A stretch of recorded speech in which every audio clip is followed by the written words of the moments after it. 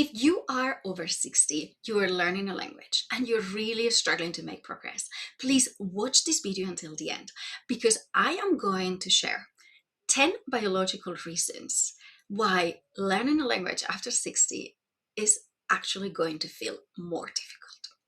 Now, I don't want this video to be depressing. I don't want you to think, gosh, this means my brain is not capable anymore. I'm too old. I'll never be able to learn a language. On the contrary, what I want you is to be aware of the different biological processes that are happening in your brain that are perfectly normal when you're aging and that are going to have an impact on your learning so that you are not flooded with negative thoughts, thinking that it's lack of ability or that you're not putting enough effort, but rather understand your progress as a combination of where your brain is in this stage of life and the strategies you are using and how the right strategies can actually help you learn faster if they are adapted to the things that are happening in your brain right now. If this is the first time you're watching one of my videos, my name is Esther. I am a doctor in language education. I've studied 9 languages throughout my life. I trained and worked as a professional translator and interpreter.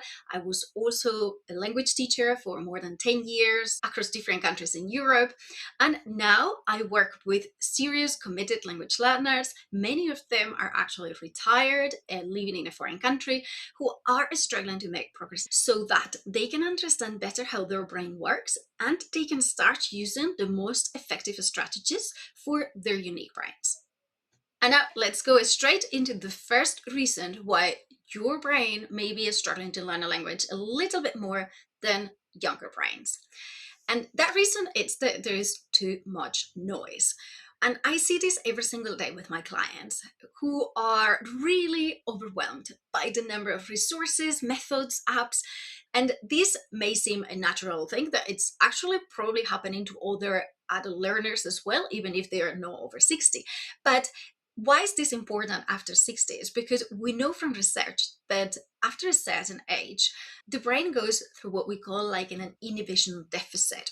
What is inhibition? Inhibition is our ability to filter out noise, to filter out anything that it's not immediately important, relevant, necessary, right? So imagine you are in a cafe and you are trying to talk to a person, but you are hearing the coffee machine, then you're hearing the people chatting around, the door opening, an ambulance passing.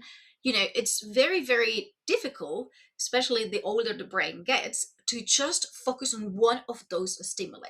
So sometimes we know from research that older brains are much more sensitive to all of those stimuli, especially if they are competing stimuli. And they find it much more difficult to filter out which ones are not necessary right now, which ones they need to focus on. So one of the most important things I do with most of my clients is to help them to focus on the things that are really going to move the needle. And we put everything else in a backlog. We're not forgetting it. Those apps, we'll try them at some point. But by just focusing on the things that are needed right now, that's already helping lower that feeling of overwhelm that many, many students actually have nowadays. Again, too many resources, too many things out there. It's just a very noisy environment that we are living in. Reason number 2, it's working memory. What is working memory? I always describe working memory as our mental scratch pad. Basically, this is like the place where we note down things very quickly when we know that we're going to need them straight away. So what happens is that with age, our working memory declines. Our ability to retain things in that short memory, it's going to go down. And quite interestingly, we've got research that shows that when we are comparing younger brains with older brains are going to be able to retain chunks or information of about the same size as younger brains, but they're going to be able to retain fewer units.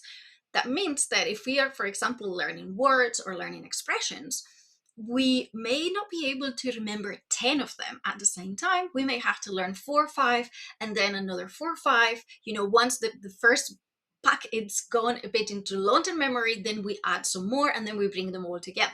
So we're going to have to chunk the information a bit more. We're going to have to scaffold the learning a little bit more just so that we are able to adapt to how our brain functions right now.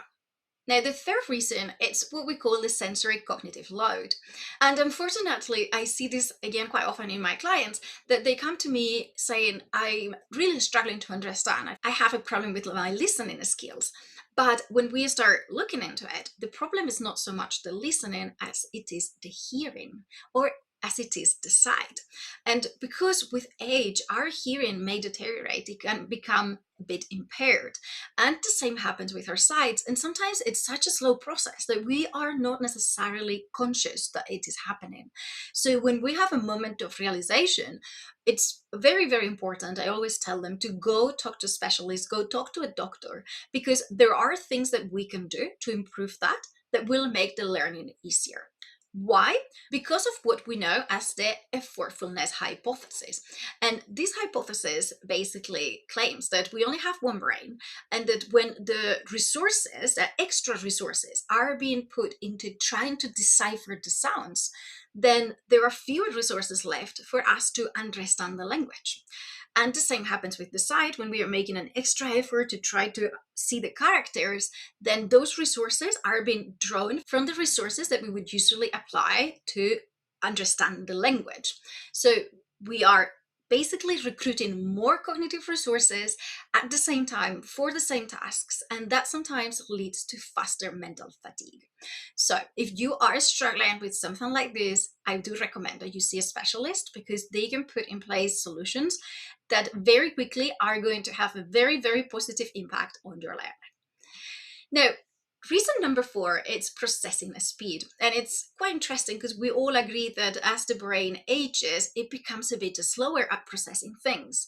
And we used to think that maybe there were some regions in the brain that were kind of slowed down, but the current theory says that we actually suffer from general slowing.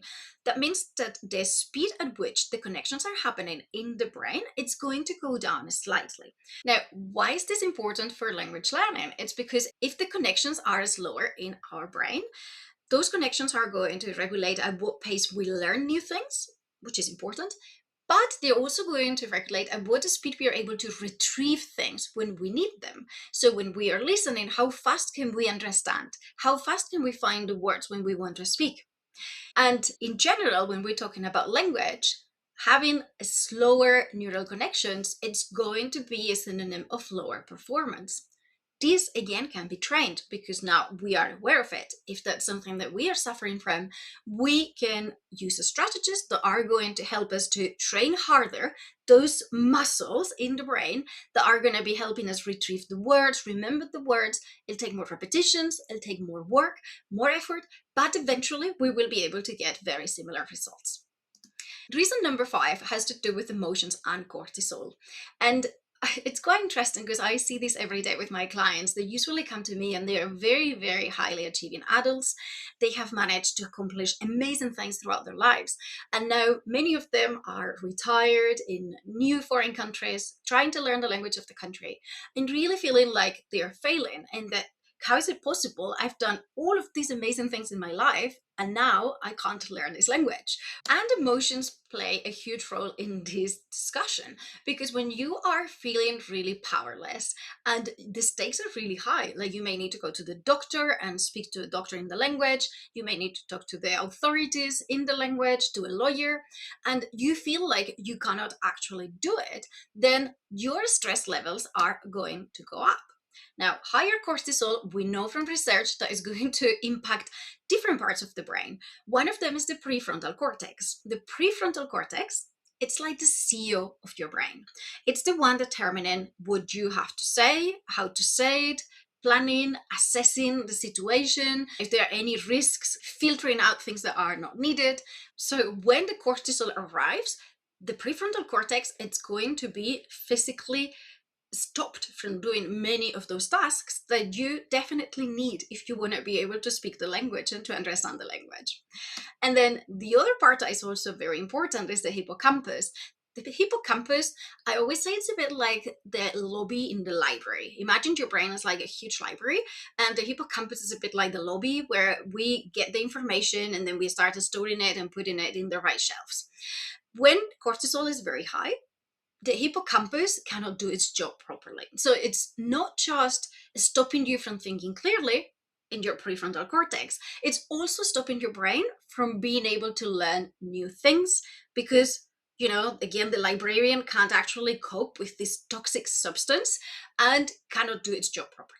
So that's why it's so incredibly important to deal with all of those beliefs, all of those negative thoughts that many, many students actually have when they are learning a language. They feel like they are not achieving the results they were expecting, and then they are becoming very negative about the process, very anxious, cortisol goes up, learning becomes even more difficult, and so does performance in the language. So as you start seeing, everything is interconnected and everything is important.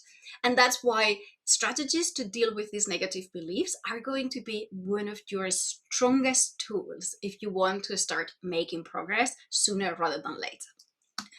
Now, reason number 6 is risk taking. And this one is very interesting because it was one of my former bosses who actually mentioned this to me, and he said, babies are not scared of anything, and our tolerance for risk, it goes down as we age. And I thought that's very interesting. And I started researching it, and it's actually true. And what we do know is that risk taking, it's a bit of a relationship between the amygdala, which is like our emotion center, is something, it's somewhere kind of deep inside our brain, and our prefrontal cortex. I've already told you about it, it's actually around here. And prefrontal cortex is like the serious CEO. The amygdala is more like the emotional center of the brain where everything that it's emotional happens, like fear, but also excitement, threats, everything is perceived and sometimes a bit exaggerated. Now, when we are young, the amygdala sees a threat, but it sees it as an opportunity. And it'll be like, yeah, this is exciting, let's do it. And when you're young, again, in the brain, this relationship between the prefrontal cortex and the amygdala, it's quite casual. So the prefrontal cortex is like, okay, well, let's try, how bad can it be? Of course, very often the risks are underestimated. And that's why young people tend to do things that are sometimes a bit reckless. But what happens is that older brains are the opposite. Now, when the amygdala goes like, oh, it would be exciting, the prefrontal cortex goes like, no, no, no, this is going to be a threat. Or if the amygdala goes like, this is going to be a threat, the prefrontal cortex goes like, no, we don't want threats. We don't want anything, even if it could be slightly exciting. No, we're just going to avoid it because the risk of us feeling ridiculous, of feeling embarrassed is too high. As adults, we don't want to see ourselves in that situation. So the prefrontal cortex becomes much, much better at handling these emotions, sometimes even overreacting, which is what is happening here. That your brain, it's now suddenly thinking that speaking the language is a life or death situation. It's a huge threat that we need to avoid, instead of thinking about it as an opportunity to use the language where, if it goes well, it goes well. And if it goes not that well, well, how bad can it really be in this case? So we have to be aware of our prefrontal cortex being a bit dominant as we get older so that we can also train it to become more tolerant to this risk and understanding that certain situations, especially honestly, when it comes to speaking a foreign language, there are very, very few instances that it's going to be a life or death situation just from speaking the language. Now, it's also interesting that when we are younger, we are much more prone to exploration. And when we get older, we are more into exploitation. So our brains are going to prioritize different things. When we are younger, from an evolutive perspective, our younger brains want to learn, they want to go out, see the world, explore. So they need to lower that perception of the risk, of the threat. So that's why we are more risk taking. While when we get older, we've already seen a lot, we've already learned a lot. The brain goes more in a mode of exploitation of what we already have, which again, it's probably good for survival, but for language learning, it might hinder our progress because our brain is always going to want to use the things that already knows very well instead of testing new things or putting ourselves in situations that would help us actually progress faster. So again, we're going to have to find the strategies to mentally override this tendency that we know it's already happening in our brains just because of the stage of life where they are. Now, the seventh reason is what we call the retrieval lag. And I always laugh at this one because I get a lot of clients who tell me, oh, Esther, I just cannot find the words. I just struggle so much to find the words in the language. And I always laugh because I'm like, okay, I struggle to find the words in my languages too sometimes. But not only that, I asked them, how about your mother tongue? Is it like better in your mother tongue? Or like, does it also happen? And there's like, yeah, now that you're asking, that happens a lot in my mother tongue as well. And that's a bit what we call the tip of the tongue moments. And it's basically that our brain cannot, it remembers the meaning, but it cannot find the right word. And we do have research that shows that as the brain ages, these tip of the tongue moments become more and more frequent. And it's what they call the transmission deficit hypothesis. We think that the links between the meaning center and the actual words, like actually the auditory part of the brain where the words are kind of, we remember how to say that word, those links may just become a bit weaker, or because we use them less, they may become a bit more choppy, and they're more difficult to rebuild when we need them. But that happens to us in all our languages. It's not just in a foreign language. And we also know that bilingual people and multilingual people who speak several languages, tend to have more tip of the tongue moments much more frequently than monolingual people. So I would think of this more as part of becoming bilingual and learning the other language. Of course, there are things we can do to train your brain to retrieve those words better. It's going to take a little bit more of training with the right strategies. It's something that we can really minimize the effect once you start to speak in the foreign language. Now, reason number 8, it's sleep. And this one is quite interesting because we have a lot of research that proves that the parts of our sleep that are going to have the highest impact on our ability to move memories and information from our short-term memory to our long-term memory, it's what we call these sleep spindles, which frankly I had to look up this word because I had no clue what it meant, and a slow wave sleep. And this type of kind of deeper sleep, it's when the brain, it's going to be having like very intense little waves that are going to be pushing, we think, the new information into long term. And this usually happens in the hippocampus. Remember, the hippocampus is a bit like the lobby of the library, and it's going to be pushing all of that new information into the neocortex, which is where we basically store the information. Like the library, right? Like all the shelves, all the corridors where all the books are stored. Now, what happens is that we know, again from research, that as we get older, the quality of our sleep goes down. And when we don't have so many sleep spindles or so many minutes of slow wave sleep, then we are limiting the ability of our brain to basically store all of that new information and put it into long-term memory.